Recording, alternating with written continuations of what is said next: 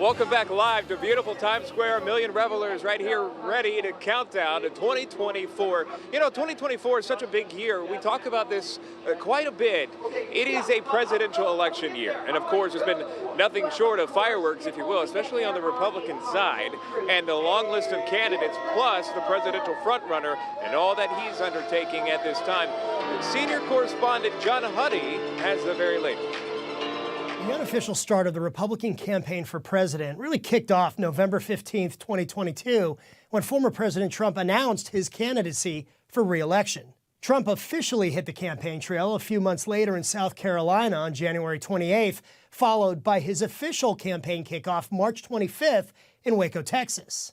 Also in January, Florida Governor Ron DeSantis declared the Sunshine State as a place, quote, where woke goes to die, and gained national attention as a hard-charging leader fighting the liberal ideology and possible competition to Donald Trump.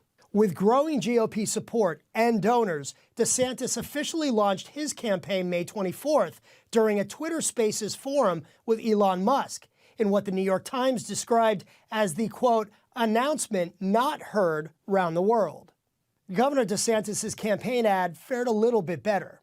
Former South Carolina governor and U.S. ambassador to the UN, Nikki Haley, who was already stumping for GOP candidates before the midterms in 2022, launched her presidential campaign in February. When then CNN anchor Don Lemon suggested that Haley, at 51, was past her prime, she punched back with this tweet.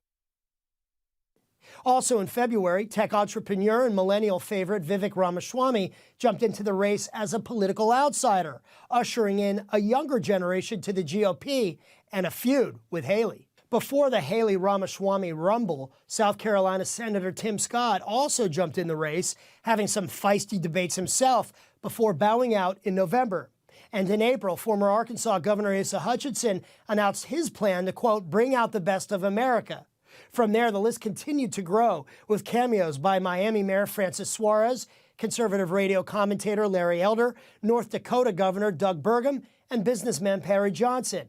Former Vice President Mike Pence and former presidential candidate and governor of New Jersey Chris Christie both announcing their presidential campaigns in June. Former Vice President Pence, however, dropped out in October after struggling with his poll numbers and low approval ratings.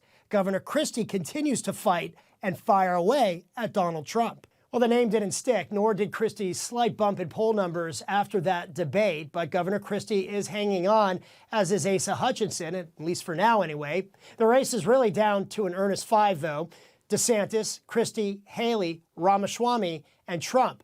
But only Trump, Haley, and DeSantis will likely qualify for the next GOP debate in January. John Huddy, Newsmax.